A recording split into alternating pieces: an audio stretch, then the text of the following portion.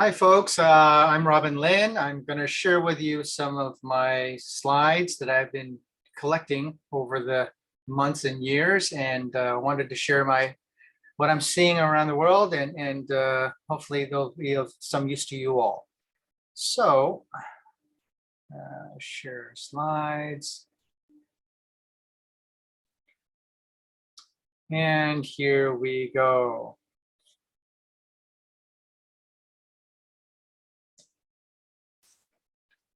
Alrighty, so in my mind, I'm seeing a lot of things that are indicating a new world order. And I'm Robin Lin. I'm the chief right brain at Lin Global Advisors. Here's the disclaimer. We're in the US, don't sue me. Basically, this says I am biased, I have blind spots. This is for your entertainment only, and this is not investment advice. So take for it what you will. All right, I'm going to run through slides super quick. And if you have interest, you can email me and I can possibly send you the slide deck for your review. Real quick, if Bank of America takes a survey of all the money managers around the world, what are they worried about? Central banks, recession, inflation. And all of these actually center around the question of inflation. How high, how long it will last, okay? Really briefly, over the last 10 years in the US, we've had really no inflation. It's been around 2%, never really gone over that. It only started to happen after the COVID pandemic and all the COVID stimulus, and it shot up, and currently in the US in May, it was around 8.3%. So we haven't had this kind of inflation in decades, okay? So what am I concerned about? What am I seeing? I'm seeing that Russia has induced a global scarcity in commodities. This is a chart of how big Russia is in terms of exports of natural resources. When we add up all the energy, the crude oil, the natural gas, agriculture, fertilizer, metals, Russia is the largest commodity exporter in the world. So when we sanction them, take them offline, bad things happen. Okay, so Russia is the largest, the US is the close second, and then you have the rest of the world, rest of the countries. So when we look a little bit deeper, Russia is the largest fertilizer exporter in the world. They are the largest natural gas exporter in the world. They also export coal and crude oil and metals. So given the war in the Ukraine, the World Bank has now updated their forecast, and they are expecting high prices through the end of 2024. So just to give you a reference, in the World Bank, their economists see challenges ahead. So let's go deeper into this. When we talk about food, Russia and the Ukraine, they make up about 25 or 26% of the world's wheat exports. Something similar, 20-some% in barley.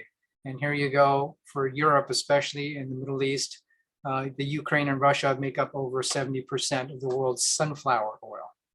So anecdotally, you're already hearing restaurants in Europe, in Germany, in the UK, where sunflower oil, deep frying things, prices have gone up so much that there's real burden. I mean, they're saying even up a third of the fish and chip shops in the UK might have to go under. This is pretty serious and high impact for Europe. Although this is just corn, Ukraine's crops make sense. They're not going to do well this year, whether that's corn or wheat or sunflower. The war is hampering their ability to plant, to harvest, to export. So roughly, here are the main countries that are very reliant on the Ukrainian wheat. They're going to be suffering real risk in the next few months as they finish their inventories and look for more. Fertilizer prices all over the world are high and rising as exports aren't getting out from Russia. This is from a couple of months back. This is a little bit more of an updated price. Yes, prices have dropped quickly, but look, they're still at multi-year highs. This is a pricing indication. These are like temporary, oh my God, prices. And then as things settle down, they come down.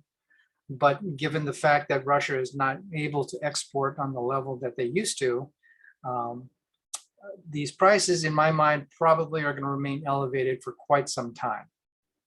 Now, without fertilizer, we can't we can't get crop productivity, the yields that you normally get. So this is has add-on effects to aggregate, crop production and yields. Strangely, it's not just these things. Other sectors, other things are being affected as well. Here's a chart of the global palm oil major exporters, Indonesia being the largest. And because of their production issues and their concerns about domestic supply, they've been limiting and restricting palm oil exports, which is a huge shock for Southeast Asia and the Middle East, again, and Africa. We're dependent on cheap oils for cooking. It doesn't stop there. I mean, Canada's canola oil crop, they forecast that it will be smaller than before. We're seeing export restrictions from India on sugar and wheat. Malaysia has just stopped exporting chicken. We're seeing these kind of hoarding, I shouldn't say hoarding, but restrictions all over the world. And if things get worse, it could become more prevalent. Now in the US, this is an old chart, but a couple months ago, it was dry in the US. And now it's still dry. This is updated June 7th, where we just have challenges because of the weather pattern. We had a La Nina year last year that didn't accumulate much water over the winter. And this year it's been high and dry, and there are talks about a third year of La Nina this year. Suffice it to say, the crop progress, this is May 15, we were far behind in pretty much every crop except for cotton.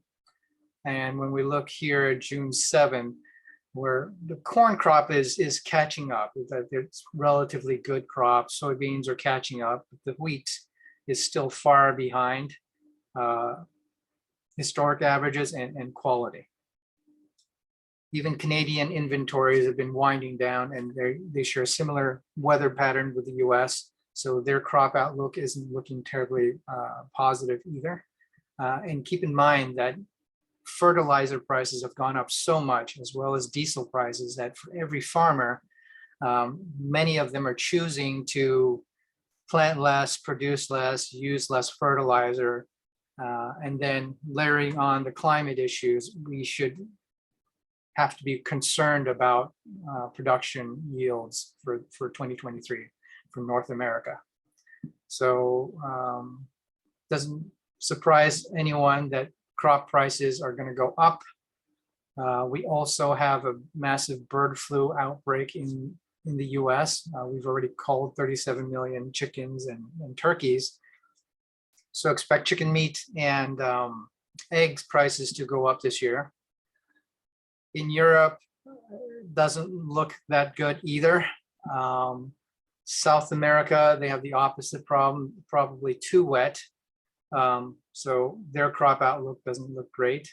So it's not a surprise. This is a couple months old already, but prices of all agriculture has been going up significantly over the last couple of months. When the grains are expensive, it makes sense that also that meat prices will go up. And here's just a counter indicator that sales of tractors from Deere, which is a major agricultural equipment provider, they forecasted some pretty dismal sales for this year, and so their stock dropped significantly in the last couple of weeks. So farmers don't have the extra cash to buy new equipment. That's basically the message. Globally, the UN tracks food prices extremely high on the food index. Last time we were in this range, we had the Arab Springs protests and social unrest. It was pretty dramatic. The food prices shot up. People went protesting, caused a lot of grief and trouble, caused a lot of stress to governments. Bad things happen. And because India is also limiting their exports, if more countries start to limit their exports, these food prices and crises will probably continue.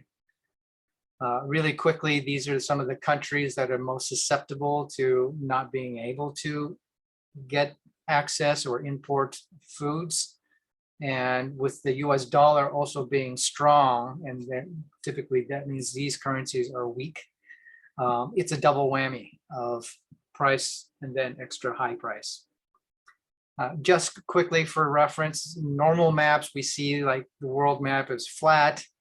Russia is a massive, huge piece of land, but in reality, when you actually measure the square footages, Africa is huge. You could put the US, China, India, and a lot of Europe all on that one continent. So this represents a massive, massive amount of land and billions of people.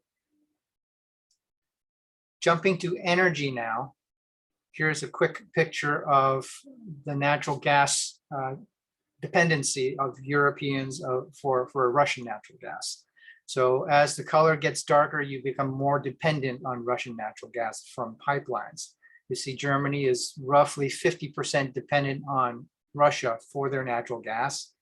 If you were to cut it off, you would immediately have massive repercussions on just having power to keep the lights on, keep the factories going, turn the heat on. So despite the need to send Putin a message about standing down on the war, the reality is most of these countries don't have an alternative for Russian natural gas. It's not easy to import it from other sources. And inventories were already low before the war started. They're kind of stuck. And the reality is, yes, sanctions are in place, but there are loopholes, and they're still sending billions of dollars a day to Putin for natural gas. When we look at the oil picture, this is the crude oil picture. I find this really interesting because, before everything happened, the energy companies were producing a good amount.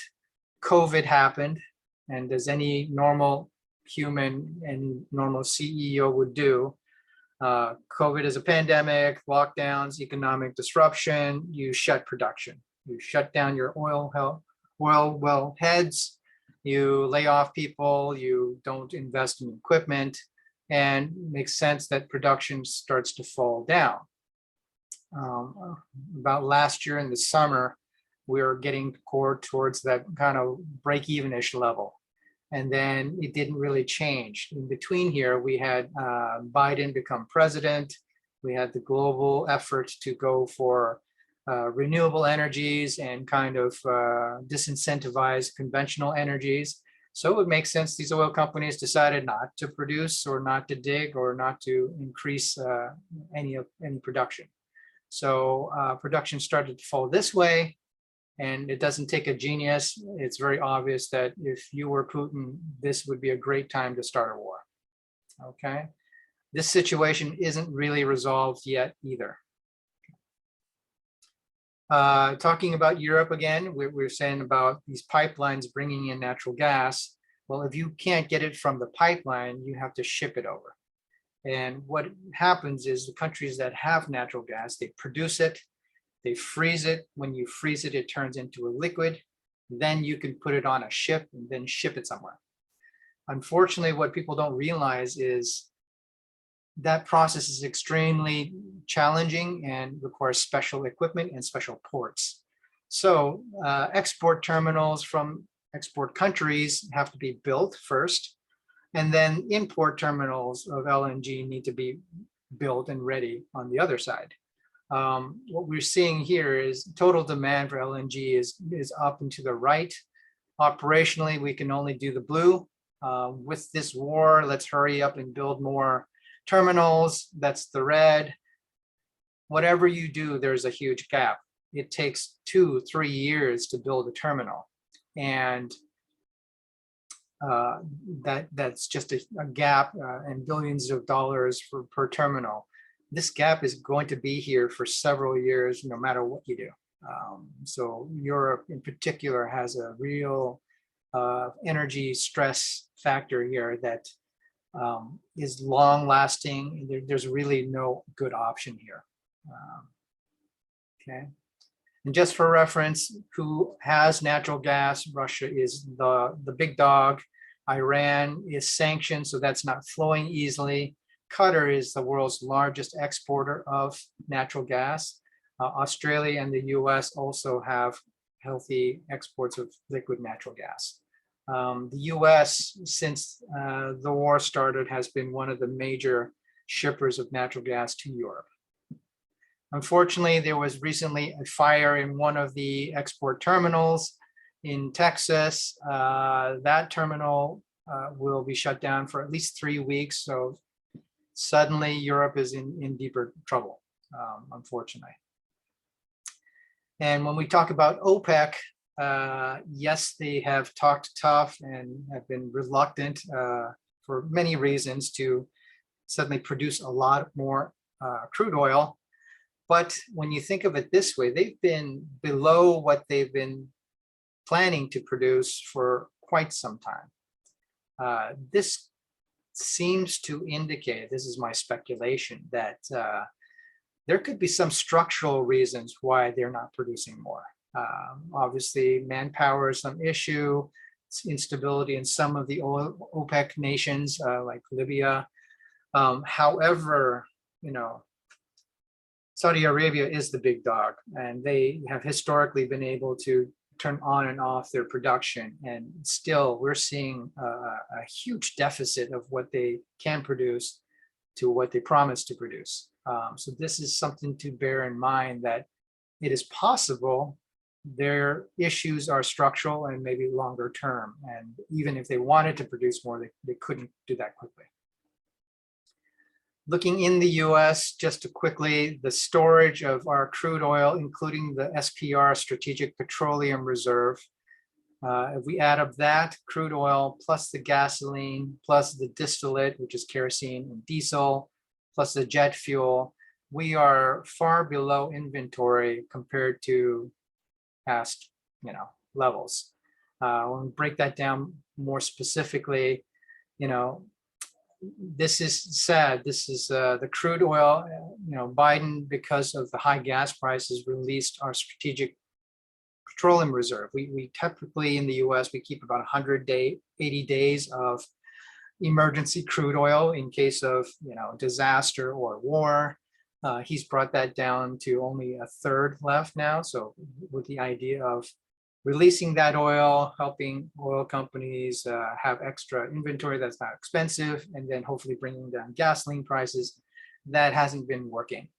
And we just ended up with less reserves. So total inventories have definitely come down. Forecast for natural gas production over the years, taking into account just normal demand and exports, we're on the bottom range.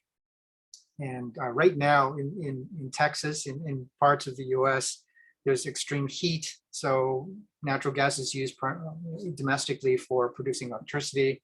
We're going to see electric bills go up and electrical demand go up for air conditioning and things like that. So overall, it's a pretty tricky picture. And it's not a surprise that natural gas prices have essentially tripled from a year ago. And again, there's no obvious sight of relief in terms of more production or anything like that. We're just seeing higher and higher demand and tighter supplies. So this is a picture for European electricity.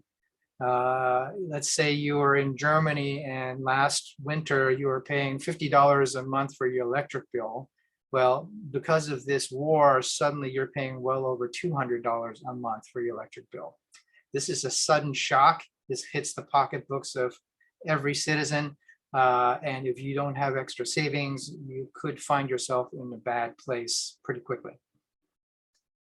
So, all things considered, the US is the black line. Our energy cost, despite natural gas going up 3 times, is still relatively low compared to what Europeans and Asians who have to import all of that have to pay. Regardless, we are facing some serious price shocks. Even in the US, electricity prices, utility prices are climbing and could continue to climb much higher. So that's the food and energy picture. What about some of the other commodities? Let's go into this chart, which basically states we are in a huge structural deficit for copper. So the blue line is estimated copper consumption demand. This makes sense when the world has said we're all going to buy electric vehicles, we're all going to use solar and wind power. It takes a huge amount of copper in order to achieve those, forecasts or those goals. Whereas like the energy companies during COVID, there was no demand. So the natural thing for those companies is to shut down mining, shut down production, lay off people, block things off. We're not going to make up that gap anytime soon. So this is a huge challenge going forward. And also the way it works in the world is, for example, Australia, they dig into the ground, they mine these rocks that have alumina, and then they ship it over to Russia for refining and processing into what we know as something that's usable in industry, like sheets of aluminum. But with sanctions in place in Russia, a lot of these kind of materials and metals that normally get refined in Russia, they're not going to Russia. And overall global refining capacity for a lot of these metals is going to be limited. So you can expect the inventory of all of these metals could be small going forward, and naturally prices will want to climb. This is a nice overview of the key metals that we need for the clean energy complex. So as I mentioned, copper, and the #1 producer of copper is actually Chile. Nickel, cobalt, rare earth metals, lithium, everything that a good battery needs. These are all important and from around the world. But look over here on this side. Who refines it? It's all China. They are the dominant refiner of all these metals. They are not only the cheapest producer and volume producer, but a lot of the refining is very energy intensive and causes pollution. We've exported this stuff for China to create pollution, and we pretend over here that, hey, we're buying an electric car and it's saving the planet. Yeah, it doesn't quite work that way. And furthermore, as we know, we have difficult relations with Russia, no doubt, but also with China. What if something happened, and what if China decides to use their bottleneck to their advantage? You could see the world sudden stop in their ability to move forward on these things. So quickly for reference, it doesn't matter if you're doing solar or wind power, it takes a lot of metals. I love this chart because this is a great comparison of, for a conventional car, you would typically use less than 50 kilograms of, these key metals, whereas an electric car, you use well over 200 kilograms, like 4 times the amount of metals goes into an electric car than a conventional car. Similarly, if you're doing wind power or solar power, the amount of metals they take compared to nuclear or coal or natural gas power is, orders of magnitude higher. So you can see why the copper chart, that demand chart was up and to the right. It makes sense. So this is something to keep in mind. This chart is kind of a placeholder chart actually for me. As some of you might know, in the world, China does not yet have the ability to do this super high-end, cutting-edge semiconductor lithography work. So they have to buy those machines from Europe, from the US. And that's what this chart is talking about.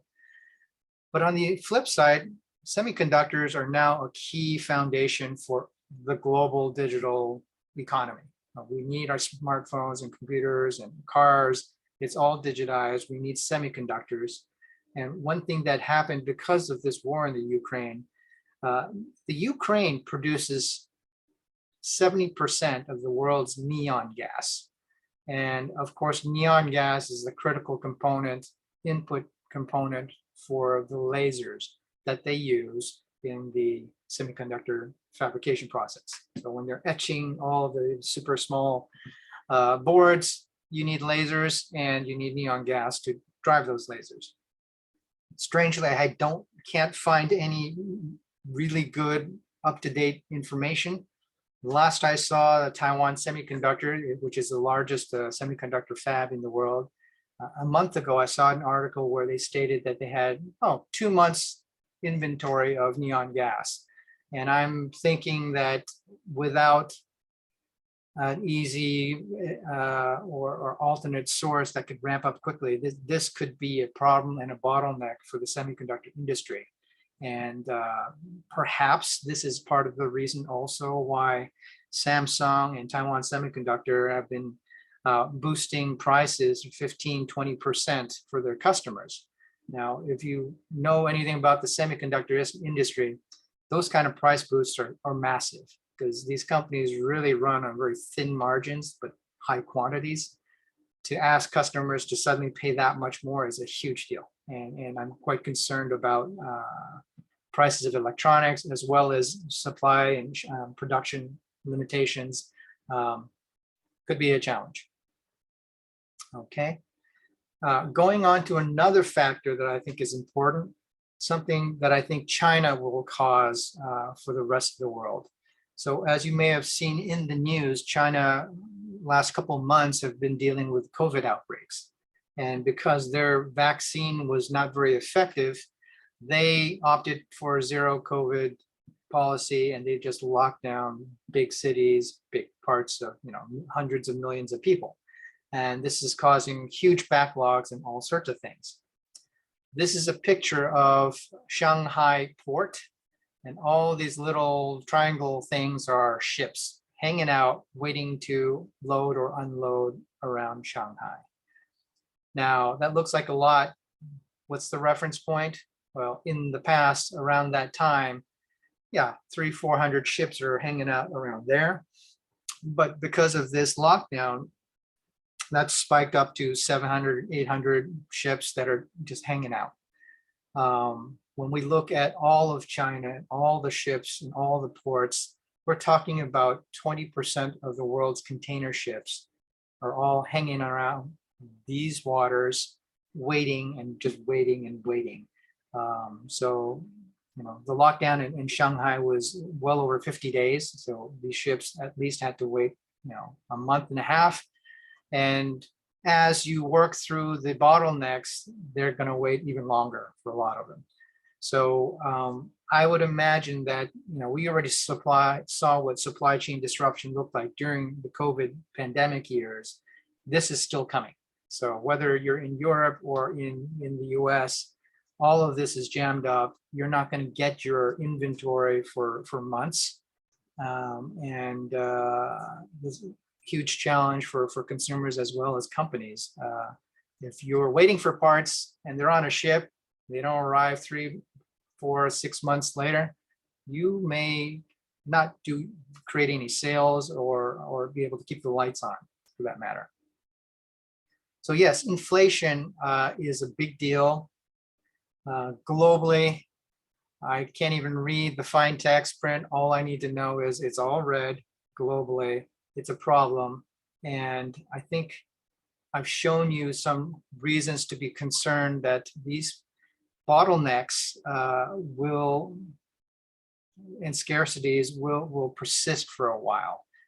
You can't just turn the switch and suddenly get all the supplies and all the flow going. This looks like it's going to take at least 6 more months, if not longer. Okay. So now we have inflation. It's a big boogeyman. What do? We need to fight inflation. And typically this is the purview of governments. Governments have to figure out how to fight inflation. And typically it's about cutting spending and having the central bank use their monetary policy tools to try to slow down the economies. Okay, so in the US, we have the Fed. Their mission now with inflation at 8% and President Biden really pointing the finger and saying, Fed, this is all on you, fight this inflation, bring down the costs. The Fed has the mandate now to hurry up and try to get inflation back down. And really, they only have a few tools, but the net goal is to slow down the economy. When you slow down the economy, you slow down consumer spending and demand, and that typically you can get to some equilibrium point and things will, inflation rates and prices will come down. Okay. Now, historically, this light gray line is inflation in the US, and the dark blue is the Fed's interest rate. So textbook economics, inflation is going up. That means the Fed increases interest rates to slow down the economy. As soon as the inflation rate starts to come down, the Fed quickly reverses course, tries to lower interest rates to re-stimulate the economy. So again, this is traditional economic theory. It's worked for a gazillion years. And strangely, though, in the 2008 crisis, financial crisis, things changed, it broke. What happened is we used something called QE. We cut interest rates to essentially zero, and we pumped the economy with extra dollars. And what's really interesting is that's super stimulatory for the economy, yet the economy really didn't have any inflation. We stayed just around 2% or a little bit under for almost 10 years, okay? Jay Powell was elected Fed chair, and then he said, hey, 0% interest rate, that doesn't sound normal. Historically, it's 2, 3, 4% interest rates. Let's see if we can get it back up to something that's normal. That didn't work out. The markets crashed, and then he quickly reversed course and said, no, we're going to bring it back to zero. We maintained it at this rate until COVID and all the stimulus money went out. The direct distribution of cash to Americans probably caused this spike in inflation. And now we're trying to increase interest rates to battle that. So to kind of highlight what I'm talking about, the balance sheet of the Fed was around $1 trillion. Financial crisis happened. We raised it up to 4. And then we're trying to wind it off. Then the pandemic happened, and then we doubled that. So our balance sheet is now close to $9 trillion, the Fed balance sheet. And think of that as financial money in the system, okay? And today, our interest rate is 0.875. We're not even 1%. So to put that in context, inflation's at 8%. Our interest rate is at 1%. It makes sense that the interest rate needs to go up significantly more to have an impact on 8% inflation, okay? I find this really important. Even before the war in the Ukraine, the US economy was actually already slowing. So the last Q1, which is January to March of 2020, we actually ended up with a negative 1.4% GDP growth rate, okay? And right now, the Atlanta Fed has forecasted Q2, not so good either. So they're thinking 0.9% growth. We'll see. We'll see where that is. I think my gut feeling says we'll eke out something above 0. So then you wouldn't trigger the 2 negative quarters in a row recession thing, but it's definitely not a high growth environment. So this is a very stagflationary environment where your economy is stagnant, however, inflation is still high. This chart is for the Eurozone PPI. The US PPI is very similar. What is PPI? It's essentially inflation for the factory. So the producer price index, let's say in Europe, you're the Volkswagen factory, you're making cars, you are spending $1,000 to import all the steel and aluminum to make the car, and bam, those prices spiked 40%. So your cost price just went up 40%. This is extremely high and extremely rapid. I mean, this chart goes back to 1982. This is stunning. I bet, I can't see the chart, but I bet we didn't see these kind of things. Last time probably was like World War I, World War II.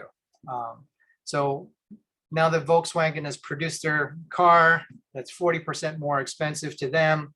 They're going to mark that up and sell it to us. You can imagine prices are going to keep going up. This is a picture of the US, say, balance sheet. In the US, the green is the tax revenues. When we pay tax to the government, it's green. And if we didn't quite have enough tax revenue, but we still need to pay for Social Security and Medicare and all those kind of things, we borrow money and spend that. That's the deficit. And then the red is the aggregate amount of debt that the United States has. It's not hard to see that this is not in balance. We have way more debt than we are earning. Another way to look at that is this chart. If we look back to 1971, the GDP of the US was 1.1 trillion, the debt was 1.7, fairly in balance. This is a much healthier situation to be in. But fast forward to 2022, the GDP at 24 trillion and the debt at 90, we have 3 times more debt than our ability to produce, economic growth. Something to keep in mind. It doesn't sound right, doesn't feel right. Unfortunately, this is the US picture. It's one of the better ones in the world. When we look at all the G7 countries, the European balance sheet is worse. The Japanese one is worse. Bank of England, Bank of China, Bank of Canada. It's terrible around the world. Okay. And so in a sense, the US is the cleanest shirt in the dirty laundry pile. It's not good, but it's relatively better than most everybody else. Now, this chart also shows the amount of asset purchases with what's on their balance sheet. Because of inflation and that it's so high, they are all going to start to try to drain some of that money that they produced over here. Okay. And by draining that cash and that liquidity, the idea is to slow down or make financial conditions challenging, and then after that to slow down the economy. So yes, the financial conditions are getting tighter and tighter right now. And as more and more central banks jump on the reversing the QE by raising interest rates, taking away financial assets, it will become more difficult for companies to grow. And so most people are forecasting manufacturing and all sorts of growth indicators that they're starting to move downwards. CEOs are also, this is a very recent chart, I think it's from today, June 6th or 7th, or no, today's the 9th. CEOs are starting to feel the heat. They're worried, and you're hearing people talk about it. And South Korea is also a very good leading indicator for how the world economy goes, as they are major exporters of electronic goods, semiconductors, components. When they slow, the rest of the world is probably slowing soon. I hate and love this chart. This is a chart of what we call zombie companies, which are publicly listed companies in the US that really are surviving because they can borrow money really cheaply right now.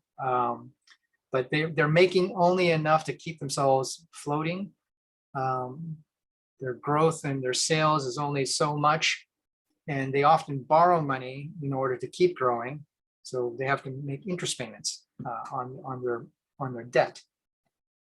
My concern is we have 20% of our publicly listed companies in the US are zombies, in the sense that they are only making enough to cover their debts. They're not actually profitable. And thinking forward, what happens if their sales and earnings fall in the next quarter or two? What if they can't afford to pay their interest payment? Typically, that just means they go bankrupt. So I expect that this 20% of public companies being zombie companies will probably want to go back down to more historical levels. So kind of concerned about that. For individuals, our personal income, disposable income, has been growing over the years. These spikes were from COVID relief, that we got extra money. So, hey, everybody could spend more. But look, in 2021, overall wages in the United States went up 3%, 4%, 5%, and higher for certain sectors. Yet, the buying power of that went negative. So when we're looking at the word real in economic terms, it means you have to take into account inflation. So yay, you got a raise at work, but with inflation at 8%, 9%, you're actually netting out negatively. So day by day, you're actually losing money. And this is a huge issue for the average Joe. You don't notice it, but then, gosh, everything costs more. You're actually underwater day by day. Unfortunately, the US savings rate peaked out around 15% around World War II, and it's just been in decline. Even to this period, we had that spike again from COVID relief, but now we're down to 4.4% personal savings rate in the US. That means there's not a lot of room. There's not a lot of buffer savings, and costs are high. You need to pay for your rent, for your gas. What do? Often we leverage credit cards and other debt, and you see that consumers in the US, we're at record high levels of debt. So this is credit cards, student loans, mortgages, auto loans, everything lumped in together. We are at extremely high levels of debt. If the economy turns bad, I can imagine that delinquencies on all the credit payments will climb. So these arrows are mine. That's my speculation, to be clear. But I'm very concerned that later this year, we're going to see people get into trouble with debt and then not be able to pay it. And this starts a bad cycle. Okay. And jobless claims are starting to climb. You're hearing companies talk about layoffs, hiring freezes. We're just, I think, early innings in that. Even a massive company like Facebook, Meta, hiring freeze. You're seeing, yeah. I think this, as the economy, if it does get worse, we're going to see a lot more of this. And I'm pretty concerned that a lot of people are not prepared for this. This is really weird because, in contrast, we have maybe 4 million people right now. Our unemployment levels are really low in the US right now. So about 4 million people are unemployed, but the job postings are almost 8 million jobs. So for every unemployed person, they actually kind of had like 2 jobs that they could choose from. Yet these kind of indicators are starting, and I think a lot of that is going to change quickly. Unemployment numbers tend to be very lagging, or they're never an early warning system. They're usually the last thing to change, where we can confirm an economic change. So I'm very concerned that unemployment is going to start to rise, and most people aren't going to notice it until well after these actions have been taken.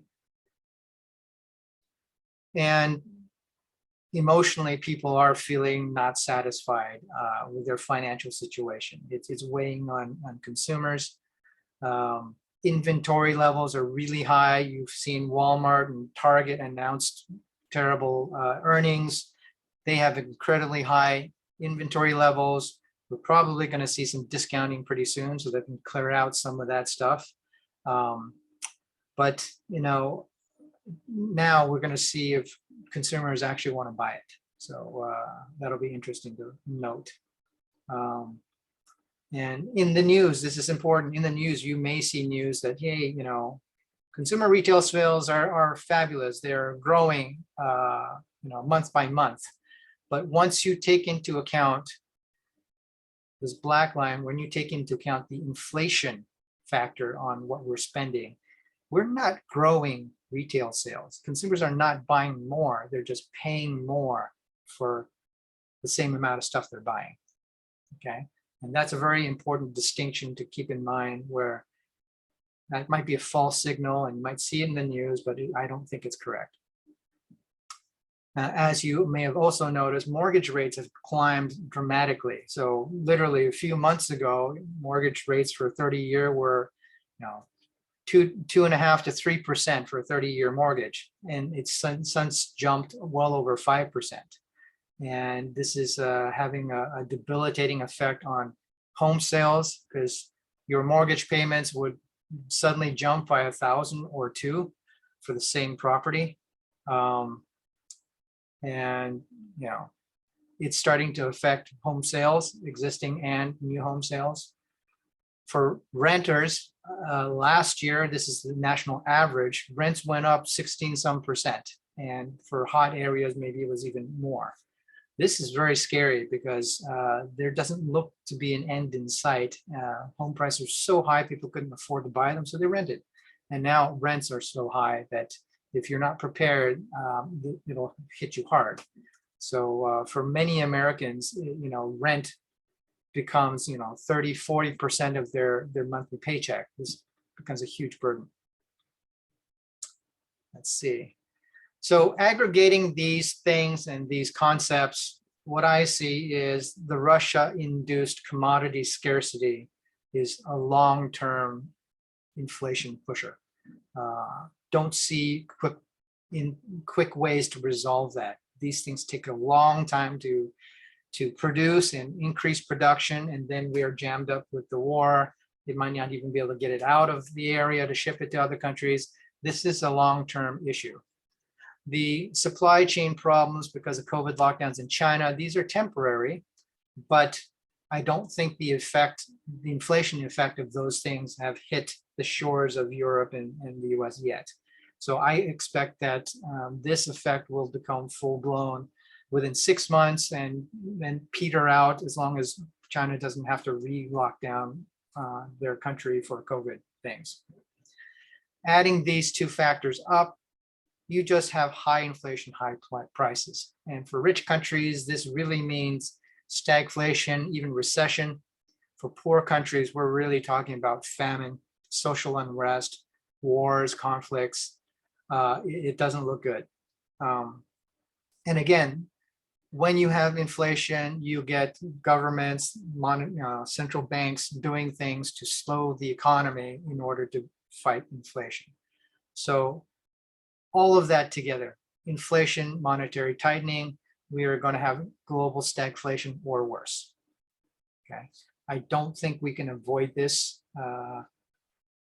And let me drop a thought here. I mean, even if Putin disappeared tomorrow and we want to take away all the sanctions, the food crisis is locked in now. There's no way we can avoid a food crisis. If you are a farmer, you plant your seeds, get the fields ready in April, May. That means you have to buy your seeds, have fertilizer, all that stuff ready. When you miss that window, you miss that window. If you don't plant it then, you cannot harvest in August, September, and there's just a deficit of all that. And as I'd shown you, the fertilizer prices, the climate, the fuel costs, farmers around the world are not growing as much, and the yields may be less than what we're used to. So we are going to have those issues. All right. I'm pretty sure I'm not the only one seeing these things. JP Morgan's CEO says brace for an economic hurricane. Goldman Sachs says unprecedented challenges. He concurs. Elon Musk, who's not an economist of any sort, but he's a pretty smart guy. He has a super bad feeling about the economy. These are all from the last week. So we need to start to think ahead about some of these risks. What do I have here? And earnings forecasts. Right now, strangely, the market still thinks we're going to grow Q2 about 4% earnings and Q3 by 10%.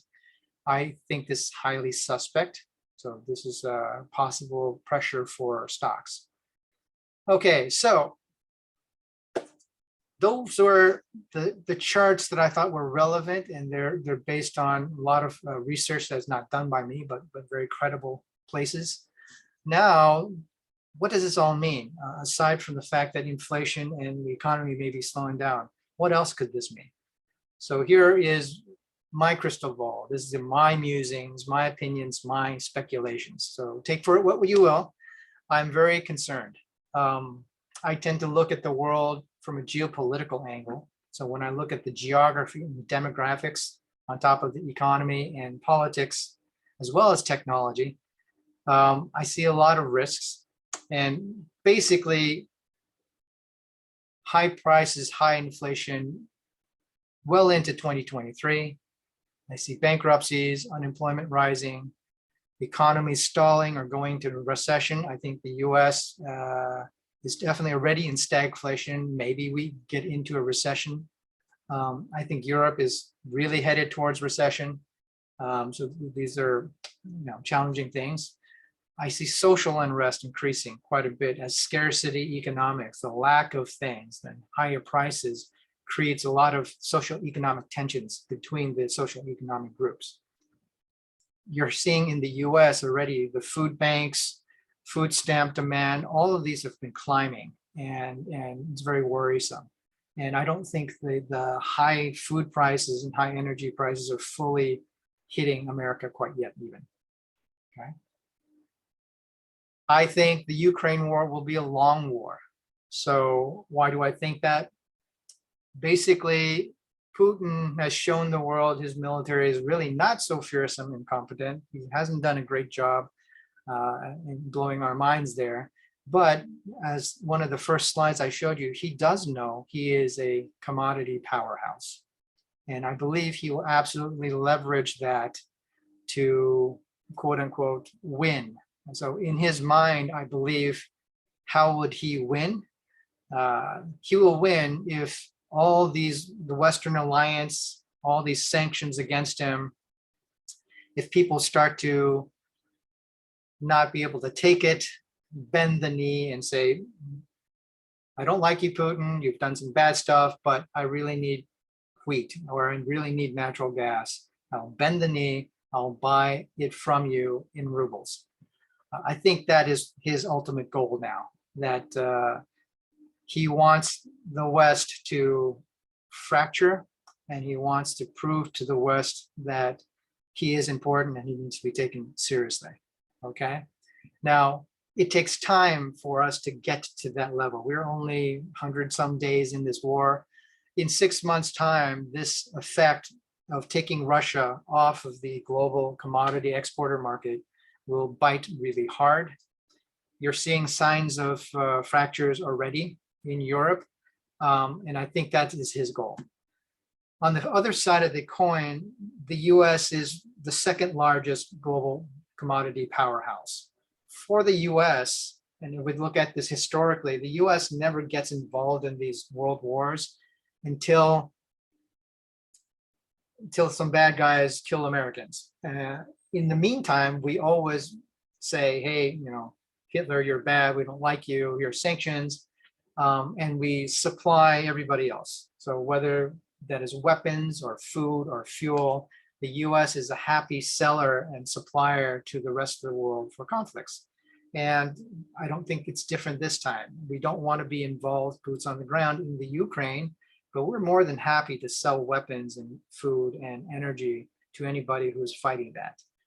So the US doesn't really have an incentive to hurry up and end this war.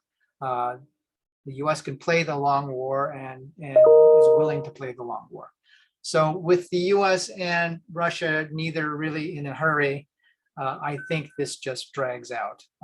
Unfortunately, at the detriment for the Ukrainians and Europeans who prefer a short war, but don't have the ability to force it to end quickly. So if that is the case, it means to me the commodity scarcity will persist well into the fall. It means national security spending on defense and weapons and all those kind of things is going to ramp up. You're already seeing that all over Europe. Spending for NATO, all of those things are going to be increasing for the next decade, there's no doubt. And unfortunately, I worry that spending for entitlements and benefits will need to suffer in order to pay for the defense spending. So to keep that in mind, that could be a possible pressure point for the world. Finally, I think the world, we did massive globalization over the last 30 years. We make different things in different countries, and then whoever's the cheapest and the best, and we put them all together, bring them all back and assemble them. That globalized world of high efficiency and high trust, I think that has ended. I think we are now on the de-globalization cycle. And I think that lasts 20, 30 years. And make no mistake, historically, the world has gone through these cycles before. And I don't think we're going to be any different. So if the end of globalization is going to happen, you're going to see it in government policies. And I can say, at least in the US, we've already started seeing that well in, back into 2014, 2015, it sped up in the Trump administration that he really targeted China. But the policies now are in place to protect our national security, protect critical supply chains and materials, protect technologies. It's all for self-preservation, self-sufficiency. And I think these kind of policies are going to be adopted by pretty much every country around the world now. Germany has woken up. They had assumed and had hoped for world peace. They thought Russia, as long as they get paid, they'll play nice. And they're shocked by the fact that Putin has launched this war in the Ukraine, and they realized, oh, we're 50% dependent on Russian energy. If they cut off the pipeline tomorrow, we're screwed. We've got to do something about it. So that mindset is going to be repeated all over the world. Okay. As I mentioned, I think unemployment will start to rise. So we're already seeing a couple months of increasing jobless claims in the US. More people are now starting to talk about, is this a long war? Companies are starting to say, hey, I got to tone it down, spend less. Mortgage rates affecting home prices and demand. If we are going to raise interest rates more in the next couple of months, mortgage rates will rise in sympathy. Globally, social unrest is already happening. Sri Lanka is essentially already bankrupt, and there's massive protests, blackouts, brownouts, mayor's houses on fire, et cetera, et cetera. Copper in Peru has lots of protests, and if they were to shut down, copper production also will be hit. Pakistan, countries in Africa, lots of issues. This is a new chart I just saw today where this is the strait around Singapore. All these are ships, and this is striking to me because it's the Indonesian Navy acting like pirates. They have said somebody was in their territorial waters and they will release that tanker if they are paid some amount of money.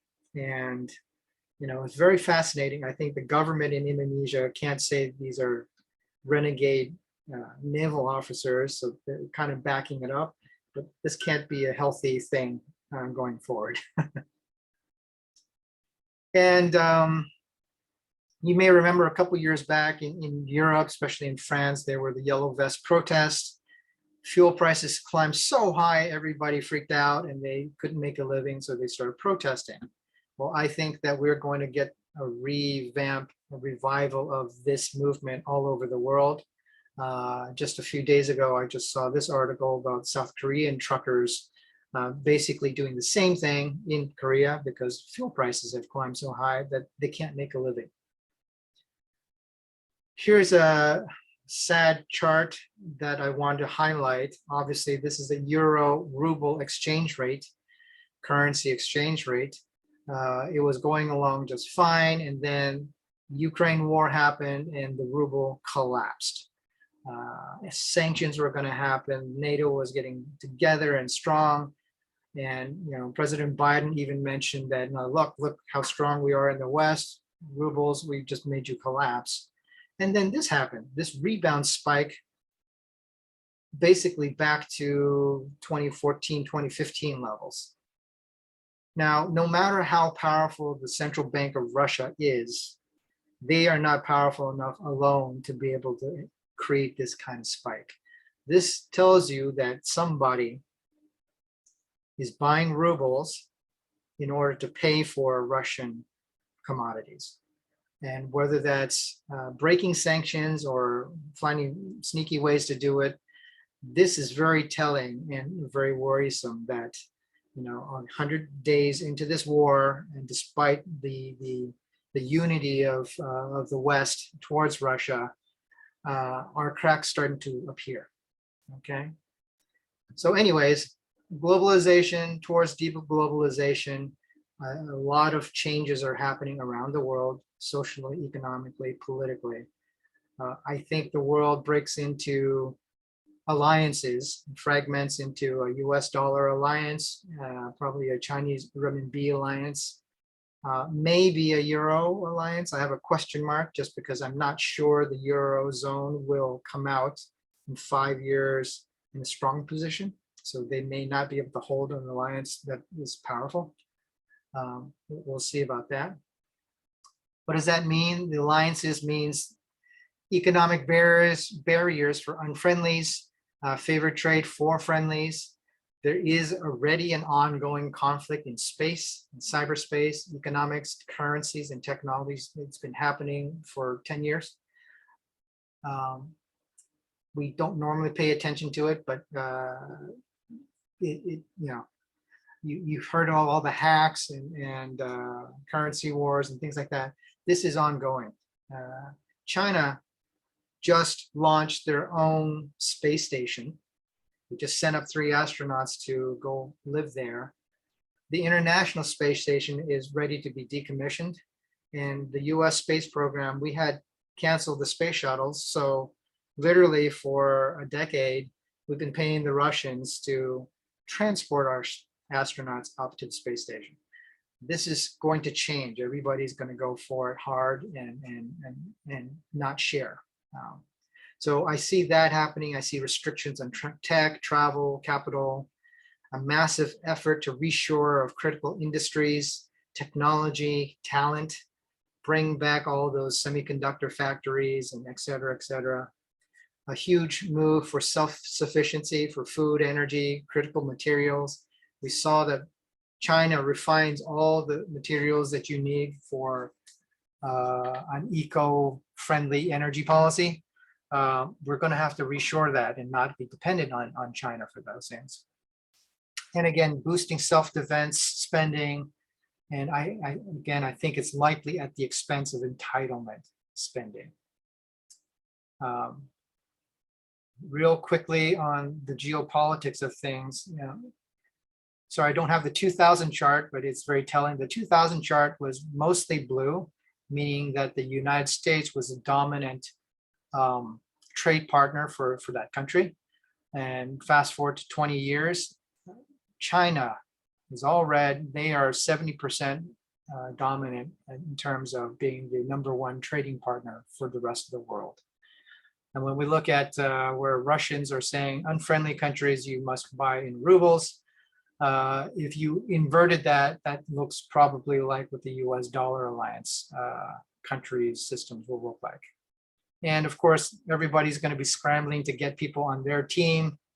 Biden just went through Asia and had this Indo-Pacific Economic Conference, basically trying to make a team up against China. They were not included. And so everybody's scrambling to get people on their team. Defense spending, yes, the US in dollar terms is the largest defense spender in the world. But as a percentage of our GDP, we've actually cut spending over the last 30, 40 years. I think this is probably bottomed out and is going to start to climb back up. And a sad thought to consider, again, entitlements and benefits. We are already running hot on borrowing money in order to pay our benefits. And you probably heard this several times, but as it is, this is a government forecast, our own government forecasting Social Security run out around 2035. So yikes, that's not many years. And what happens if we don't grow economically in time to make up for that? Okay, so some of the concerns geopolitically. But to recap, I think the US is in a good place in terms of self-sufficiency, in terms of economy, in terms of technology.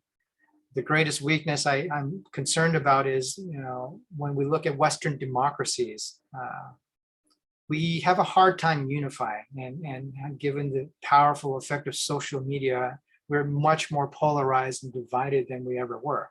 So for Western democracies to unify and get their act together, this is the Achilles heel, and I'm pretty confident that Russia and China are trying to leverage social media to keep Americans, Europeans, everybody divided. But why do I say the US is actually in a good self-sufficiency place? The US, this plot of land, has the most navigable river systems in the world. We have all this water and all these rivers that you can ride boats and transport cargo with. This is so much cheaper than doing it by land. It's about 1/10 the cost to do that kind of transport. And the waterway system obviously is freshwater. Luckily, that river system is exactly where we grow crops. So all of this is where we grow crops. It means we have arable land and fresh water. Food-wise, we're in a good position. We have abundance. When we look at the energy picture, something similar. All the blues and dark blues, those are the fossil fuels, natural gas, and oil. But we have a huge desert over here. This is ideal for solar power if we tap it more. And the orange is wind power. So we do have self-sufficiency in energy, and possibly enough even to export, which is these are 3 critical ingredients: energy, water, and food. If you want to be a healthy, strong country, you need all of these, okay? And the US has that in abundance. When we look at someone like China, this red line is the line where you get rain or you don't get rain. And so it's not a surprise. This is all desert and dry. This is where you can grow food and crops, and not surprisingly, all the brown is where people live. So you have 1.3 billion people all crammed into half a country, and all the production of food, clean water, energy needs to be done in such a manner that you can feed 1.3 billion mouths, and they're not able to do that. Essentially, China needs to have trade and import a lot of things in order to just feed its population. So when we look at just energy, yes, there are some pipelines from Russia and through Kazakhstan, but most of China's energy needs to be imported from around the world, especially the Middle East. And what's even worse is most of that, 80-some% of that, passes by this little narrow waterway through Singapore, the Malacca Strait. So if you are the emperor of China, you know that this is your risk. If someone were to bottleneck and break this channel for you, in 6 to 12 months, you'd be starved to death for energy and probably any other trade. So this is extremely worrisome for China, for their national security, for their self-sufficiency, and the US does not have that issue. Okay. So Peter Zeihan, you should read some of his books. He's a very good geopolitical thinker, great charts, great data. You know, China really is at the mercy of maritime trade. And if you block it, it's problems for China. And the US is by far the dominant maritime power in the world. And this is, you know, the geopolitical calculations that everybody is making. Now, going further into this, the demographics of China, you probably have heard, are not good anymore. 1.3 billion people, but they have no young people here. They're getting older. And a lot of demographers have, you know, since, 10, 20 years ago have mentioned that China is going to get old before they get rich. And that could be the path, okay? Compared to India, where they have lots of young people. And I think it's 1.1 billion people. Their demographics are much better. Comparing that to the United States, just wanted to highlight why this is important. You know, when the baby boomers started coming into the real economy, when they turned 21 and started getting jobs and then meeting their loved ones, forming families, having kids, needing a house, needing a bigger car, etc. When you see year-on-year growth in population, it is automatic, organic, built-in economic growth. GDP just goes up, okay? So it's very important to see young people grow into the producing economy. After this baby boomers, we had the Gen Xers, which was, they didn't have as many kids. Baby boomers didn't have as many kids, so this population was kind of flat. So GDP, the organic foundation of it was flat, okay? Luckily, we invented the internet, so this helped to boom the economy a little bit longer than otherwise, it would have been organically. Millennials, we've had a growing population of millennials, which is great. And so this was forecast to be built-in good economic growth for the US, because they're currently 20 to 40 years old. This is the generation that was supposed to start to, again, form families, buy bigger homes, buy bigger cars, etc. Unfortunately, the millennials ran into a financial crisis in 2008, which stunted their career growth, and then a COVID pandemic for 2 years, and now a war in the Ukraine.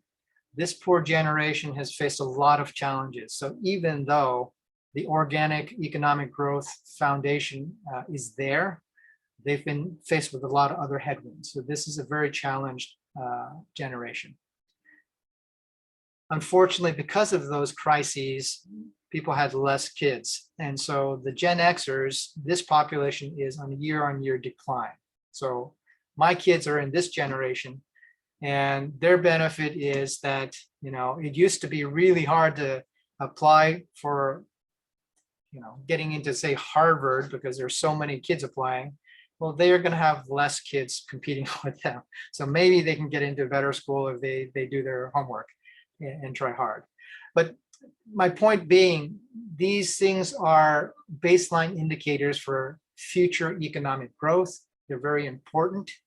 You need to overlay technologies to have a real understanding of how that will work.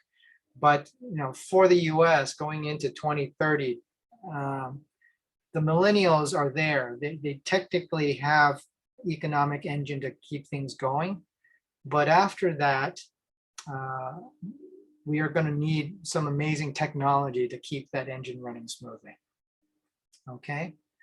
The US is currently faced with twin deficits of, we're in debt because we borrow too much money, and also we don't export, we only import. So that's the current account balance, and then our net government debt. So this is going to be a challenge going forward. So just to keep in mind those headwinds, I think that the next 10 years are going to be a challenge for the US on many, many levels. But sadly, we're going to be, again, one of the relatively better off countries compared to the rest of the world. So To conclude, here's one of my favorite cartoons. I feel often that, I'm studying the history and I don't want to repeat some of the past mistakes, but even if I study it and know what's coming, a lot of people don't, and they're going to fall into the same traps. And all I can do is watch helplessly as other people suffer. The reason I've done this presentation, this Zoom talk with so many friends and clients is I want more people to at least know what's coming ahead, and hopefully you can prepare yourselves to deal with the coming challenges over the next years.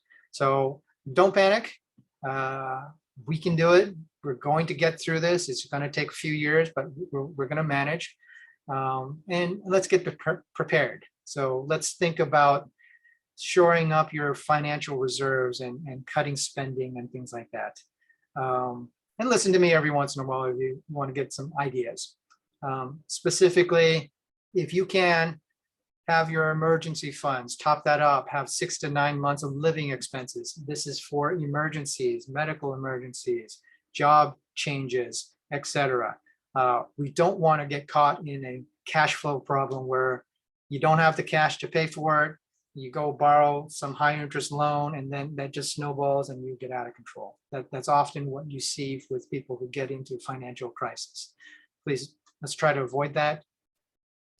Don't spend lavishly, watch your budget. If you have a chance to, find a side gig, find other ways to get extra income. If you're renting, I'm sorry, you're probably going to be facing with high rents. So put some money aside from that. If you currently own a home and have a fixed mortgage rate, you are ahead of the curve. Don't recommend that you changing that anytime soon. I don't think you should actually pay off your mortgages early if you're thinking about that. If you're looking to buy a home, gosh, ouch, either hurry up and do it, and because mortgage rates are probably going to keep rising, although home prices may fall, or if you can, wait it out. I would say, why not get an extra bag of flour or rice? It could be challenging in the fall. Prices are going up. Investments wise, I would say, I think the markets are extremely volatile. Having some extra cash can't hurt.